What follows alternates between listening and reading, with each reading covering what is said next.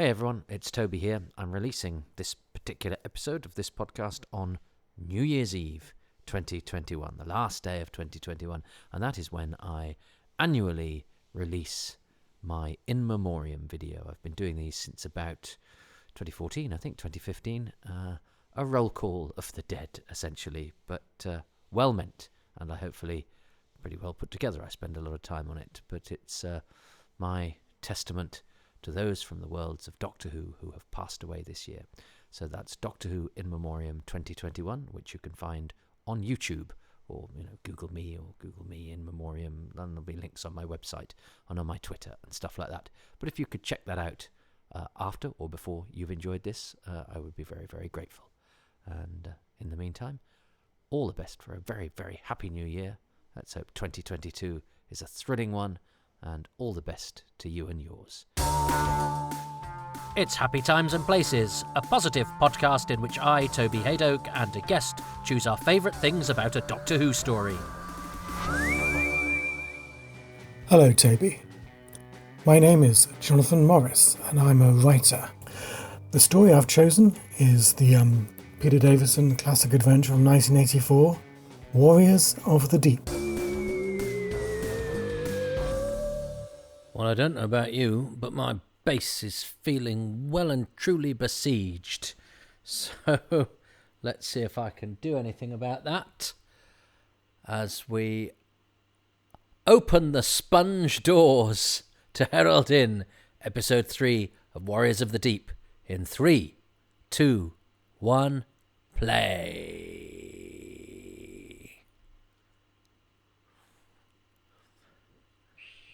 Not the smoothest entrance imaginable. I'm sorry about that, but a not very effective entrance is probably an appropriate way to herald part 3 of Warriors of the Deep, which, apart from the Myrka, I don't. It's difficult to know what the actors could have done with that, and as I say, there's this story as a whole. There are no sort of performances that make you go, oh yeah, they're doing some really subtle characterization there. Everyone's playing a sort of different variation of stoical base person, and then there's bad base person and bad foreign base person. But I kind of like that. We don't have anybody crying because their daughter's at home, or arguing because there are a couple who are getting divorced, and one of them sacrifices himself to save the other. All of which I sort of like and go for, but I quite like the fact that these are all just very serious people doing their job, and it's a very sort of straightforward and unshowy sort of a approach to doing this sort of thing, which I'm not explained very well, but I just quite like. I like the look that Bulick shoots Turlo there. This is terribly serious, and there's nothing I can do about it,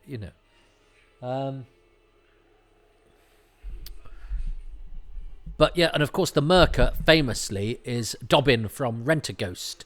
Again, those of you that are not 100 years old or from the United Kingdom, like what I is, Rent-A-Ghost was a funny children's program about some ghosts represented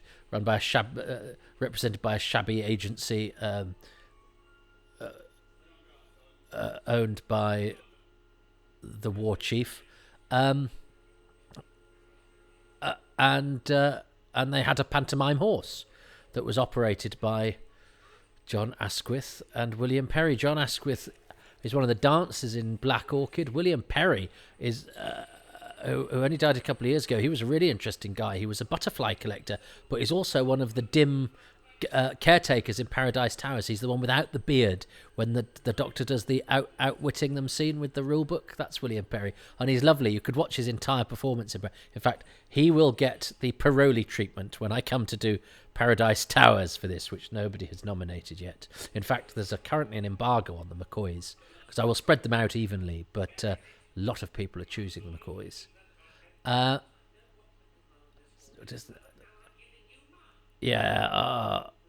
he is a genuinely sort of psychotic kind of guy, Turlo, which is so refreshing. I think the idea of introducing somebody who rather than being a stowaway, somebody that wants to kill the Doctor, I think is a neat move.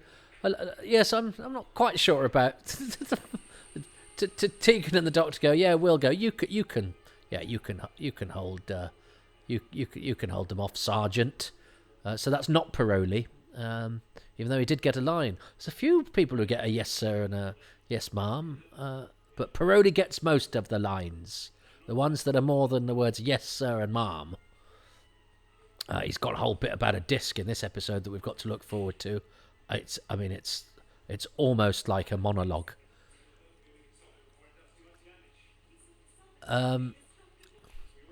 But this is as Saturday tea time stuff goes. This is sort of good, hard sci-fi. I'm assuming that's a wig that Ingrid Pitt has on. Oh, yes, by the way, people who've been following this chronologically, the airlock in episode 2 is a genuine airlock. I was correct. Still got it.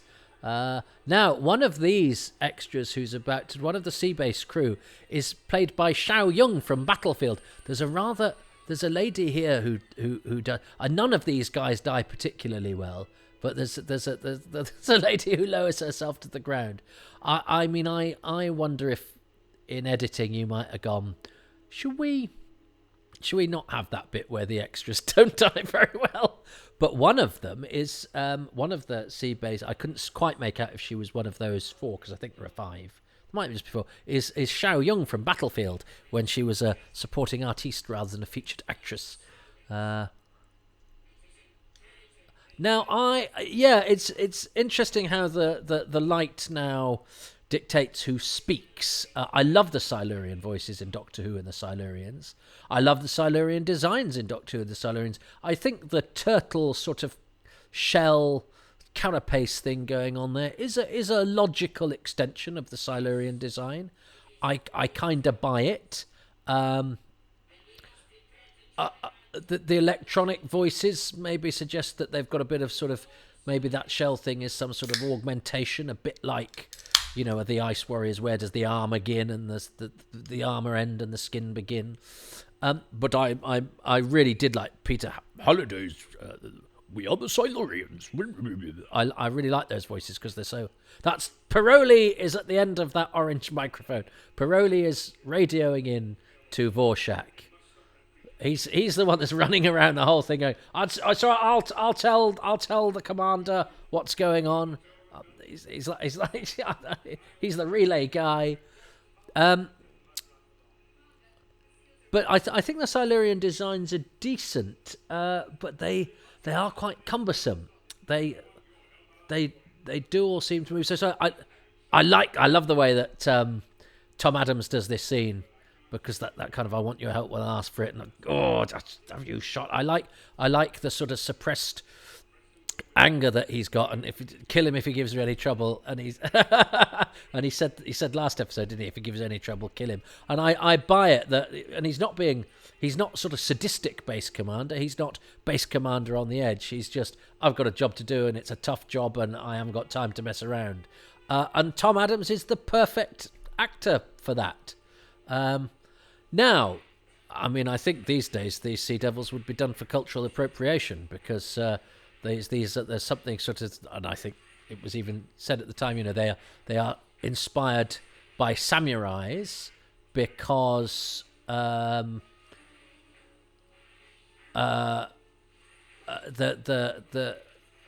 very close, aren't they? I think this is where perhaps Pennant Roberts' reputation as a director perhaps comes from, is that there's not, it's I'm sure that was envisaged as a sort of, throw some barrels down, everybody get behind cover, and instead of sort of stand literally 3 feet away from each other, one casualty, and some very lopsided Sea Devils sort of slowly walking towards the heroes, who very slowly back out. and I can imagine if I'd written that scene. Oh, he's got gaffer tape. This Sea Devil, who's the close up on his bottom that we have, his costume has been gaffer taped. I assume that's sea plankton that has been used as a field dressing. Yes, that's what it is. But poor old so Turlough's had that wah wah wah music for "I Told You So," and now he's got the wah wah wah, as in now you've got to hold the bulkhead. Now that's Paroli's voice, but I don't think it was Paroli calling in. I haven't been paying full attention. You can have hours of fun pairing up whether the voice of Paroli we've got is actually being said by Paroli or by some fake Paroli, some Paroli intruder. I go to tech unit. Yes, all right. You could. Turlough gave a look there. He could have had another wah wah wah. It's almost like Turlough's ripostes are given a musical refrain that could then herald the beginning of there's the gaffer tape of Grange Hill. But this is tense. This is tense stuff. It's a shame about that battle scene. I think, given all day, there's James Coombs. Given all day, loads of cameras, you could make that really work. But in continuous shooting in a multi-camera, it's a bit beyond Pennant Roberts. I suspect some other directors could have done better. But I, because of course, whilst the Sea Devils are attacking, these two bad guys are free to sort of put their plan into operation. Poor old Karina has been wiped out. Oh yeah, Tegan's hurt her leg, hasn't she? Because she got landed on by the sponge door. But. As I was 10, so I'd not had a chance to see the Silurians in the Sea Devils. I remember wondering why the third eye that I must have read about in the book of Doctor Who and the Cave Monsters, which in their original story, the third eye for the Silurians is like a Swiss Army eye. It opens doors, it kills people, it does all sorts of things, and that sort of idea that it's a sort of organic psychic force. I mean, it's, as I say it out loud, actually the third eye being able to open doors and kill people is actually just as silly as an idea as it flashing when to indicate which one's speaking for the viewers at home. But I think I prefer the third eye from Doctor Who and the Silurians just because it seems it behaves a bit more like an eye because eyes can open doors rather than flash when you speak. As I say it, I'm not convincing myself, but I prefer the original third eye, and that might just be because when I was 10, old was good, new was a disappointment, and I've tried to grow out of that, and it's a continuing struggle as a Doctor Who fan, which is why I probably like this more now than I did at the time, because old is good. And it's weird, some of my favourite stories are from New Who, but I think it took me ages to admit that an adventure from the new series could ever overtake anything from my childhood. And this is one of the I mentioned this in Moths Ate by Doctor Who Scarf. My one-man show had a bit about this, and Tara Ward came to see it at the West End, and I'd forgotten, and I did this bit, and she booed it. I said about Ingrid Pitt karate kicking a lopsided sea monster. She went, I think she was quite chuffed that I'd mentioned Warriors of the Deep. And yeah, she and Ray came to see the show. And they know Vincent Brimble as well. Right, this is where Paroli really gets his moment to shine. 43Y, yes, that's something to do with the disc, but it means that he gets, yeah, we don't actually know what that means, but we just know it means that she's been up to no good. I think perhaps that could have been clearer in the storytelling, but it's fine. It gives Paroli a line. I am happy.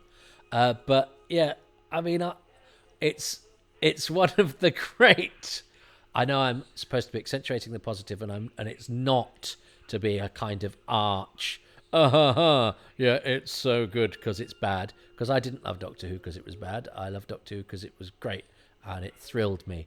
But even as a 10-year-old young pup, Ingrid Pitt karate kicking a lopsided sea monster was not a moment that thrilled me. But now, yes, Paroli, give it all you've got. They killed Dr. Solow. That I mean, that was 2 sentences.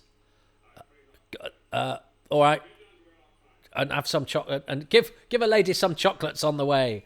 Yes, again for listeners of a certain age and from different climes, the milk tray man was an advert. He was a black polo necked clad diver off of cliffs and swimmer undersea to deliver to a mysterious lady a box of. I remember thinking when that was on that laser had hit Turlough and nobody had reacted. It's supposed to suggest that it hits the panel behind him, but the depth of field is not suggested by where the lasers hit. The milk tray man, yes, goes to great lengths and shows great athleticism, and he's a bit of a sort of James Bondy type of guy to deliver some very cheap and simple. I mean, if you go to that effort, you'd at least get Hotel du Chocolat, or even an assorted box of lint. But no, milk tray with its fudge and its strawberries. They were, when I was a kid, they were as sophisticated as you got. You know, we were happy with an orange cream, and a coffee cream was for dodgy people. But everything else, fudge and a coconut and an orange cream, that was the whole gamut of flavours. Now this is, you can see that Iktar here is untucked. I think all the Silurians are untucked here. Yeah, look at that. But and I mean, the camera's on it. It's extraordinary. You can see that's. I have to say, I don't think I noticed at the time. They have to walk very slowly. It's the 43Y disc. It's now, that's what I call treachery, 43Y. I like Ian McCulloch, and I didn't really know who he was. Oh, no, he's in an episode of Bergerac, I think after this. I certainly saw a peat of it down the line where he's an Australian diver. Bernard Archer's in that episode of Bergerac as well, and Gilbert Wynne from the Crotons. Nicholas Chagrin from Vengeance on Varos. Anyway, but he's great at villainy. But of course, he was known for being a Terry Nation hero. He was in Survivors, which I had not seen at this point, and he's fantastic as Greg Preston, the pragmatic, terse, gutsy, very realistic man. Fighting the apocalypse with a double-barrel shotgun and an Aaron jumper and a terse look. But I didn't know him from that at the time, and he's got a very sort of good harsh voice. And I got really into Survivors when I saw it about 10 years after this, and collected it on video, and he's great as Greg Preston. I love the way the Myrka dies. What William Perry, who is front end of Myrka, does with his hands there shows, because they didn't have much time to rehearse with this at all, shows what perhaps they could have done with a bit more time and a finished prop. Because I think that little sort of hand thing he does in Death is really effective, really works. It's a neat touch, and it puts a light to the fact that the Myrka is an utter disaster. The Myrka's been destroyed. Oh, yes, and Skibbus, who's the other. So Skibbus, who's the second companion, the second silent, is Stuart Blake, who's just been in Doctor Who, because he's in the Five Doctors, and he's the commander who shoots the Castellan and goes, he was armed and trying to escape. So he must have been popular around that time. 2 stories in a row. Not many people have done 2 stories in a row as guest actors. There's the odd one. Karina's been murdered off screen, and I found her in a cupboard, so we don't have to pay her for the episode, which shows excellent use of resources. Actors get paid so little nowadays, you could probably have her in it and nobody'd notice. They'd probably forget to pay you anyway. But in those days, they at least went, no, we'll write you out. We'll write you out cleverly. We'll contrive a way where we can make your death have impact, but not show it practically, in order to make the books, in order to make fiscal sense. I trusted you, Nielsen. I do like. I do sometimes walk around the house pretending to be Tom Adams. I think that kind of solid acting has gone out of fashion, and I'm not sure it shouldn't come back in certain roles. I love the Doctor's dismissiveness of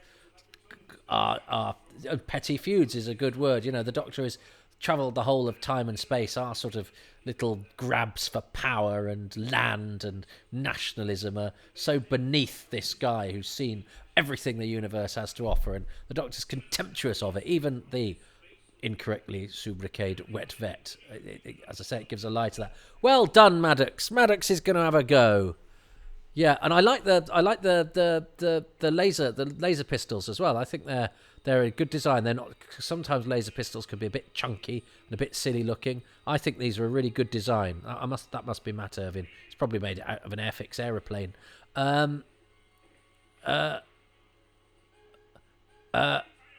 She dies. I like the way he pulls her up there. I don't know why he hit the Doctor with his elbow and twat him, but there we go.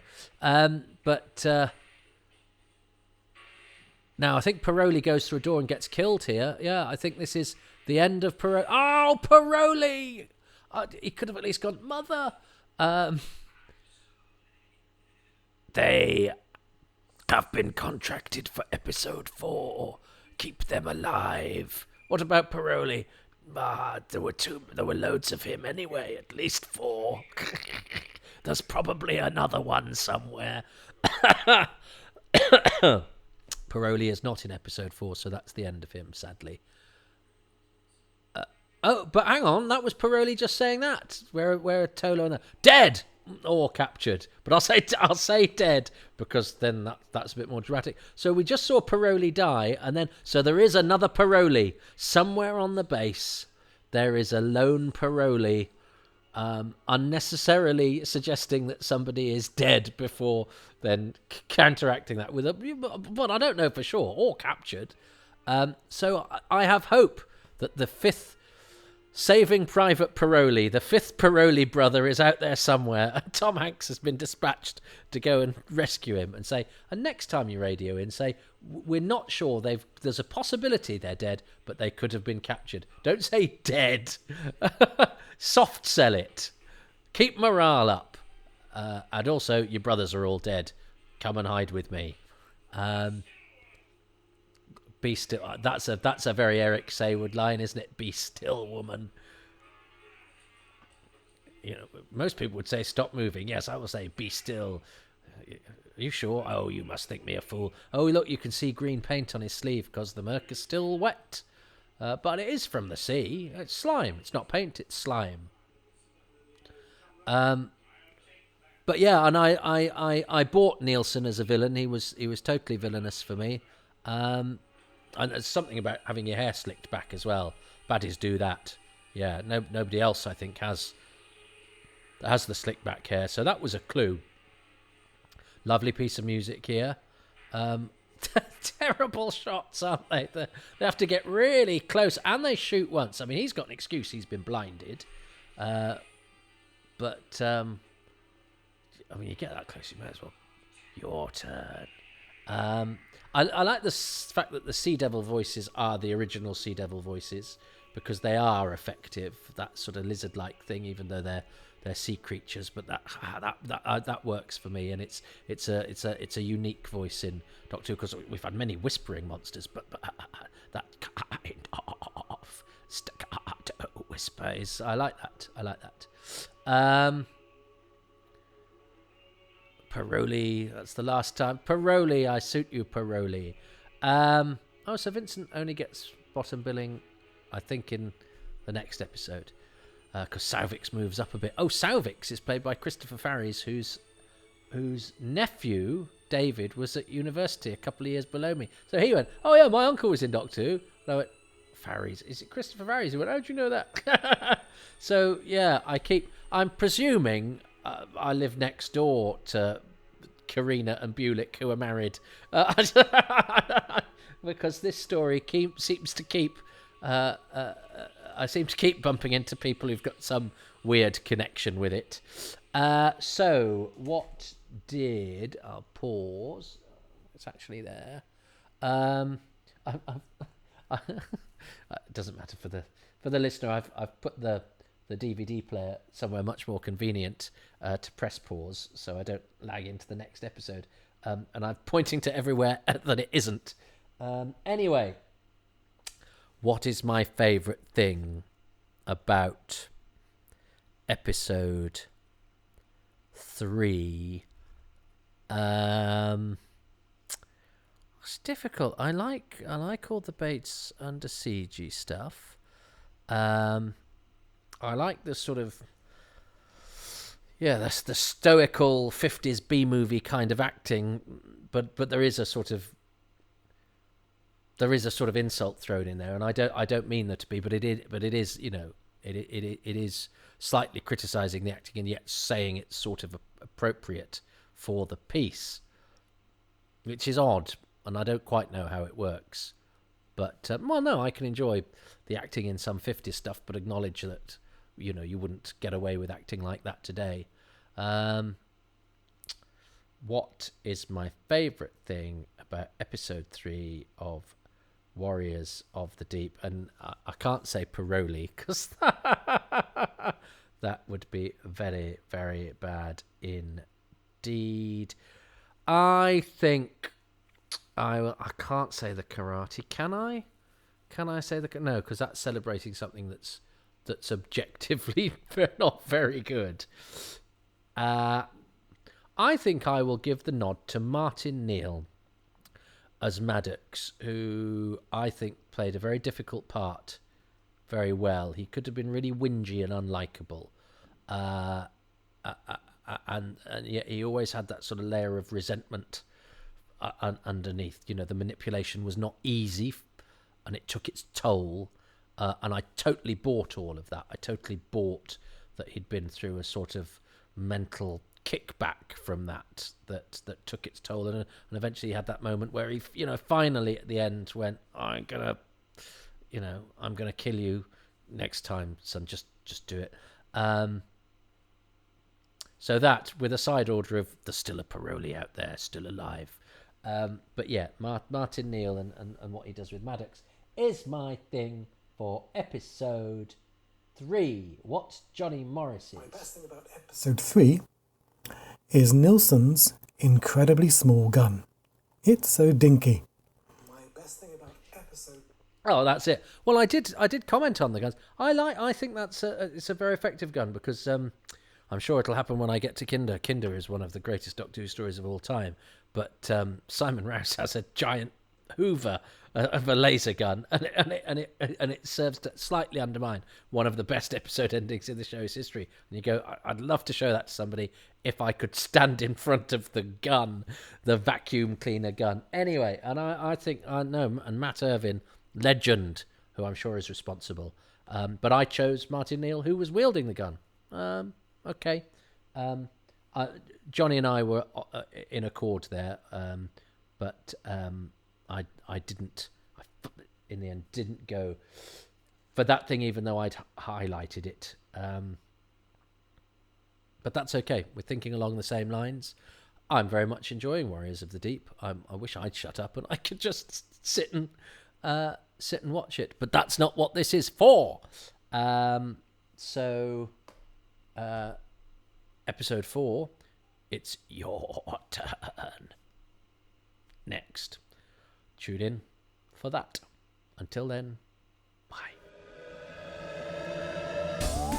Thank you so much for listening to Happy Times and Places with me, Toby Hadoke, and my special guest, Jonathan Morris, who can be found on Twitter at Johnny Morris 1973, Johnny without an H. Johnny and I have also collaborated on a comedy pilot, Dick Dixon in the 21st Century. Google it, you'll find it, have a listen, it's fun. Thanks to podcast patrons who include Ruben Herfindahl, Mark Owen, Peter Harness, Rob Leonard, Stephen Moffat, Richard Straw, Jenny at Bluebox 99, Paul Cook, Rob Dawson, John Deere, Chris Dunford-Kelk, Siobhan Galichon, Ian Key, Joe Llewellyn, Darren Mackay, Barry Platt, Luke Adkins, Peter Adamson, Will Brooks, Peter Burns, Rick Byatt, Paul Carnahan, Paul Carrington, Andy Case, Richard Chalk and John Curley. The music for this podcast is by Dave Gates.